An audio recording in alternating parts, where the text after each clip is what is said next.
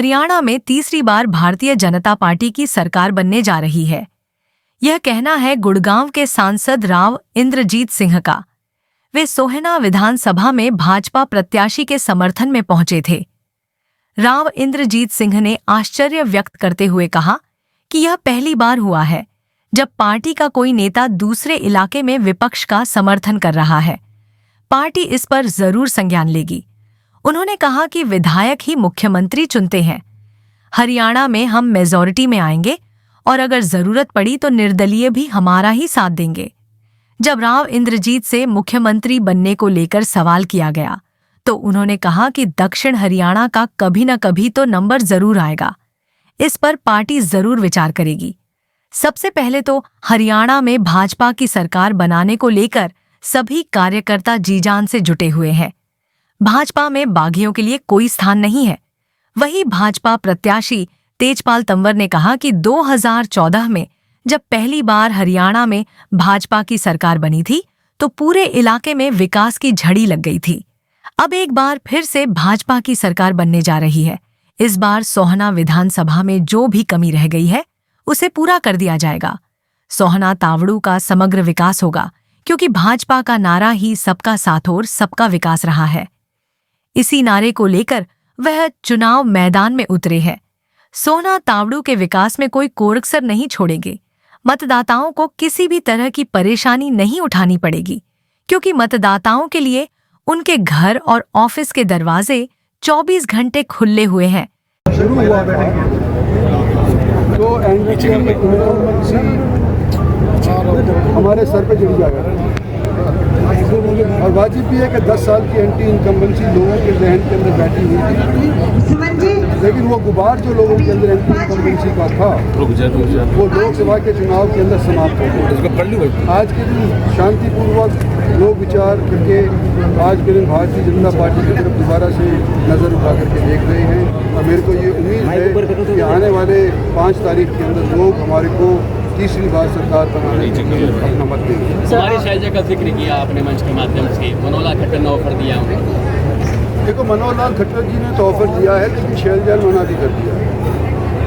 वो शायद कांग्रेस में ही रहेंगी, मुझे नहीं लगता कि वो छोड़ करके आएंगी। लेकिन मैं तो सिर्फ यही दर्शाना चाहता हूँ जो मैं जिक्र किया था कि जो वर्ग हमारे से बिछड़ गया था जिस टाइम के ऊपर लोकसभा का चुनाव हुआ था और हम 5 सीट मुश्किल वजह से हार गए थे, वो वर्ग अगर हमारे पास दोबारा से लौट रहा है तो ये देख करके ही लौट रहा है कि एक तो हम रिजर्वेशन के खिलाफ नहीं है जैसे कि सोचा जाया करता था, और दूसरा अगर कांग्रेस का समर्थन करेंगे तो जो हालत आज के दिन कांग्रेस के अंदर शैलजा जी की करी है उसी तरह से कहीं हमारी ना हो जाए, इस वजह से लोग हमारे साथ। राव साहब, आपका पहाड़ के ऊपर भी वर्चस्व है, पहाड़ के नीचे भी वर्चस्व है। चारों तरफ से शोर आ रहा है कि राव साहब यहाँ पर अब इस समय बनने वाले हैं, तो ऐसे में क्या लगता है चुनाव में कितनी मजबूती होगी?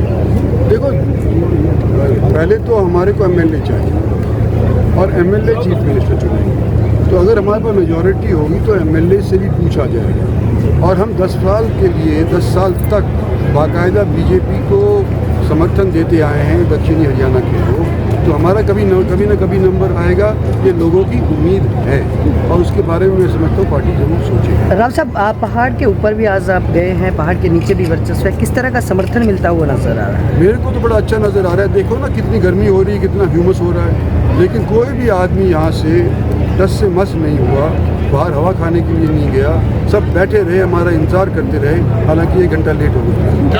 बागी होकर हासिल करने में कामयाबी हासिल मेजॉरिटी हमारी मेजॉरिटी आएगी और जो रहे सही भी आदमी अगर कोई हमारे को जरूरत पड़ेगी तो इंडिपेंडेंटली हमारा साथ देगा। राव साहब जो बागी होकर नेता गए हैं, उम्मीदवारों का समर्थन कर रहे हैं, जैसे कि संजय सिंह विधायक है, उन्होंने समर्थन कर दिया है सुभाष बंसल का। इसी प्रकार जो वाइस चेयरमैन है ओम प्रकाश सिलारी, उन्होंने भी जो है समर्थन कर रहे हैं वो कल्याण सिंह चौहान का, जो कि भारतीय जनता पार्टी की टिकट पर है प्रधान निर्दलीय चुनाव। देखो, ये तो मैं पहली बार देख रहा हूँ कि पार्टी का कैंडिडेट दूसरे हल्के में किसी और का समर्थन कर रहे हैं, तो पार्टी ने जरूर इसका संज्ञान किया। 2014 में पहली बार हमारी भारतीय जनता पार्टी की सरकार हरियाणा में बनी और केंद्र में भी बनी और राव साहब भी हमारे मेंबर पार्लियामेंट बने और केंद्र में मंत्री भी बने। आदरणीय नरेंद्र मोदी जी हमारे देश के प्रधानमंत्री बने और उन 5 सालों में जो कार्य हुए उन कामों की तो इतनी लंबी लाइन खिंच गई कि आगे बीजेपी उसको और बढ़ा सकती है और किसी के बस की बात नहीं है। यहाँ पर 3000 करोड़ रुपए के हमने काम किए। आदरणीय राव साहब की मेहरबानी से केंद्र से भी हमें पैसा मिला और प्रदेश से भी, तो बहुत अच्छा पैसा मिला। पहली बार सरकार बनी, सबका मन काम करने का था और क्षेत्र में काम भी बहुत हुआ। वैसे तो मैंने आपको कई बार बताई है, लेकिन आज फिर एक बार बताता हूँ। काफ़ी काम, जैसे अब ये एलिवेटेड सोने का, उसमें राव साहब का बहुत बड़ा योगदान, इन्होंने उसको बनवाया। आने जाने में बड़ी दिक्कत थी। अब 12 ही मिनट में हम राजीव चौक पहुँचते थे, 1.5 घंटा पहुँचते थे। हमने 5 यहाँ पर जो हमने 3000 किए कि जैसे जैसे कैंडिडेट आपके सामने हैं, आपके पास तो उनकी सबकी जन्म पत्री, जन्म कुंडली है, आप देख लो। और तेजपाल तंवर का कार्य भी आपने 14 से 19 में देखा है। आपने मुझे खूब अच्छी तरह से नाप तोल करके देख रखा है और मेरे सारे कार्य भी आपने देख रखे हैं। तो मैं तो आपसे अपील करना चाहता हूँ कि भारतीय जनता पार्टी से अच्छी पार्टी नहीं है। आदरणीय नरेंद्र मोदी जी हमारे देश के प्रधानमंत्री, उनके नेतृत्व में पूरे राष्ट्र में जो काम हो रहे हैं, पूरे देश में जो काम हो रहे हैं, वो उनके नेतृत्व में हो रहे हैं। और हमारे आदरणीय राव साहब, हमारे जो गुड़गांव में काम हुए हैं, गुड़गांव में बहुत काम हुए हैं।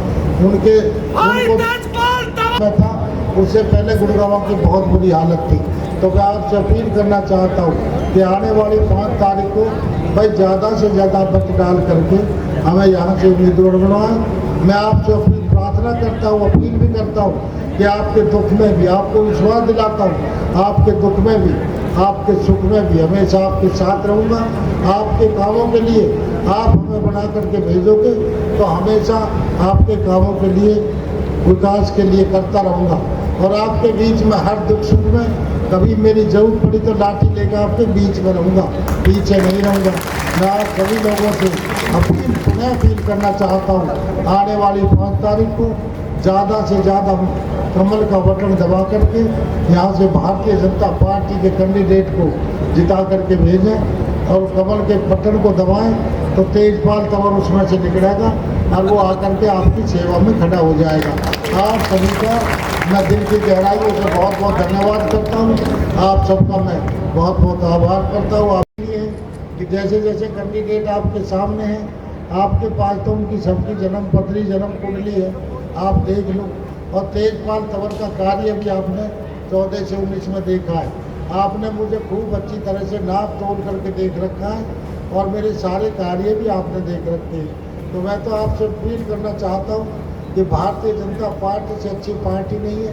आदरणीय नरेंद्र मोदी जी हमारे देश के प्रधानमंत्री, उनके नेतृत्व में पूरे राष्ट्र में जो काम हो रहे हैं, पूरे देश में जो काम हो रहे हैं, वो उनके नेतृत्व में हो रहे हैं। और हमारे आदरणीय राव साहब, हमारे जो गुड़गांव में काम हुए हैं, गुड़गांव में बहुत काम हुए हैं। उनको था, उससे पहले गुड़गांव की बहुत बुरी हालत थी।